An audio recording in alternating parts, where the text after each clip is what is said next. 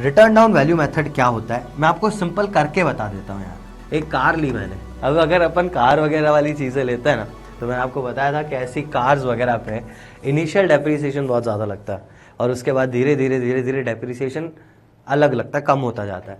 तो मैं मान लेता हूँ ये जो मैंने कार ली है, ये कार है 20 लाख रुपए की और इस पर जो डेप्रिसिएशन लग रहा है, depreciation is 20% per annum WDV यानी रिटर्न डाउन वैल्यू मेथड। तो आप मुझे बताओ फर्स्ट ईयर का डेप्रिसिएशन कितना लगेगा if depreciation percentage is 20% per annum.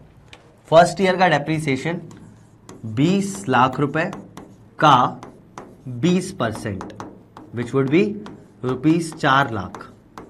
4 lakh का डेप्रिसिएशन है आपके पास, ठीक है। First year depreciation is 4 lakh.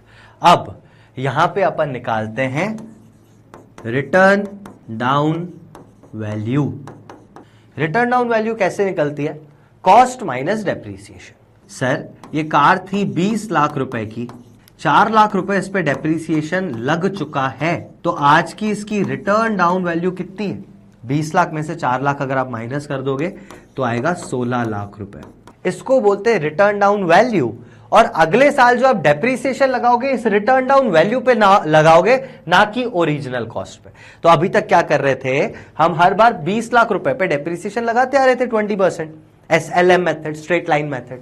अब हम क्या करेंगे, जो बैलेंस निकलेगा उस बैलेंस पे डेप्रिसिएशन लगाएंगे। So I am asking you again another question, second year का डेप्रिसिएशन कितना होगा?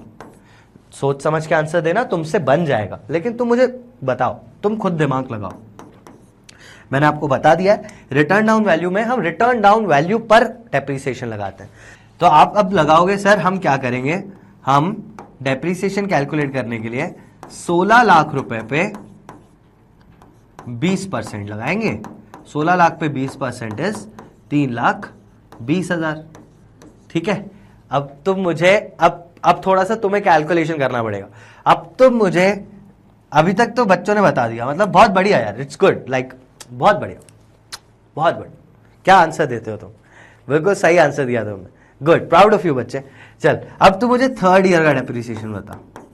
16 लाख की चीज थी, 3,20,000 डेप्रिसिएशन लग गया ना, तो आज कितने की बची वो निकालना पड़ेगा, ठीक है। यानी आपको निकालनी पड़ेगी WDV। ये जैसे निकाला मैंने, 2 लाख में से 20 लाख में से 4 लाख माइनस किया था तो 16 बचा। 16 में से 3,20,000 डेप्रिसिएशन माइनस कर दो, 16 लाख में से 3,20,000 डेप्रिसिएशन माइनस कर दो, कितनी WDV बची? 0,000, मतलब 12,80,000। 12,80,000 पे 20%, ये आ जाएगा आपका थर्ड ईयर का डेप्रिसिएशन, ठीक है। पहले रिटर्न डाउन वैल्यू निकाली आपने, यहाँ पर 3,20,000 आया ना सेकंड ईयर का डेप्रिसिएशन, तो सेकंड ईयर के बाद रिटर्न डाउन वैल्यू कितनी बची? 16 लाख माइनस 3,20,000, ये रिटर्न डाउन वैल्यू, इसका 20% निकालोगे आप। थर्ड ईयर का डेप्रिसिएशन 256,000। हर बार जो वैल्यू आई उस पर से डेप्रिसिएशन माइनस कर दो, अगले पे आ जाओगे। हर बार जो डेप्रिसिएशन आया वैल्यू हटा दो, नीचे आ जाओगे।